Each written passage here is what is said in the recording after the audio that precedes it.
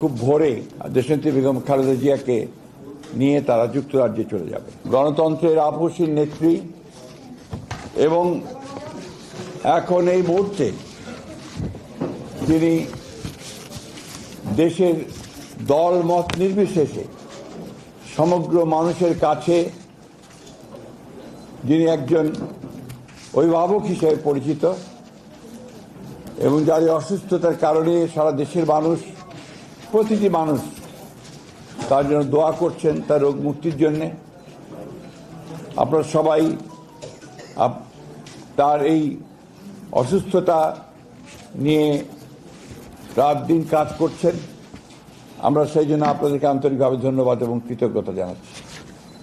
সেই সঙ্গে আপনারা নিশ্চয়ই এর মধ্যে জেনে গেছেন আমাদের ডক্টর জাহিদ, আমাদের স্থায়ী কমিটির সদস্য, যিনি দেশনেত্রী বেগম খালেদা জিয়ার ব্যক্তিগত চিকিৎসক, তিনি নিশ্চয়ই আপনাদের জানিয়েছেন যে তার উন্নত চিকিৎসার জন্য ইতিমধ্যেই ডক্টরসদের যে বোর্ড হয়েছে, যুক্তরাজ্য থেকে এসেছিলেন ডক্টর রিচার্ড, এবং আপনার চীন থেকে দুটি টিম এসেছিল, তারা এবং আমাদের স্থানীয় ডক্টররা in consultation with UK doctors এবং ইউএসএর জন হপকিন্সের হসপিটাল ডাক্তারের সঙ্গে পরামর্শ করে তারা আমাদের দেশনেত্রী বেগম খালেদা জিয়াকে যুক্তরাজ্যের একটি উন্নত হাসপাতালে নেওয়ার সিদ্ধান্ত নিয়েছেন।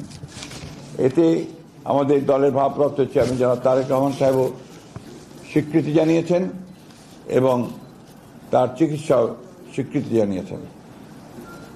আপনারা ইতিমধ্যে শুনেছেন যে ইতিমধ্যে আপনার কাতার আমির তার নিজের উদ্যোগে, তার মহানুভবতায় আমরা একটা অত্যন্ত উন্নত মানের এয়ার অ্যাম্বুলেন্স পেয়েছি, যেটা আজকে রাতের মধ্যে এখানে এসে পৌঁছবে এবং সম্ভবত খুব ভোরে দেশনেত্রী বেগম খালেদা জিয়াকে নিয়ে তারা যুক্তরাজ্যে চলে যাবে।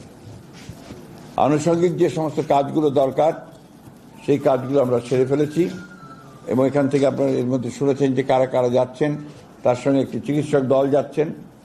আর এই এয়ার অ্যাম্বুলেন্সটি অত্যন্ত আধুনিক একটা এয়ার অ্যাম্বুলেন্স, এর মধ্যে অপারেশন থিয়েটার থেকে শুরু করে সব ব্যবস্থাই রয়েছে। সুতরাং আমরা পরম করুণাময় আল্লাহ তাআলার কাছে এই দোয়া চাচ্ছি যে আল্লাহ তাআলা তাকে যেন সুস্থভাবে নিয়ে যান, নিরাপদভাবে নিয়ে যান এবং সুস্থভাবে আমাদের মাঝে আমরা যেন তাকে ফিরে পেতে পারি।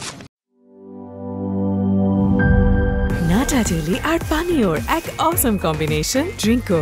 চিল থাকতে চান? ড্রিঙ্কো চাবান।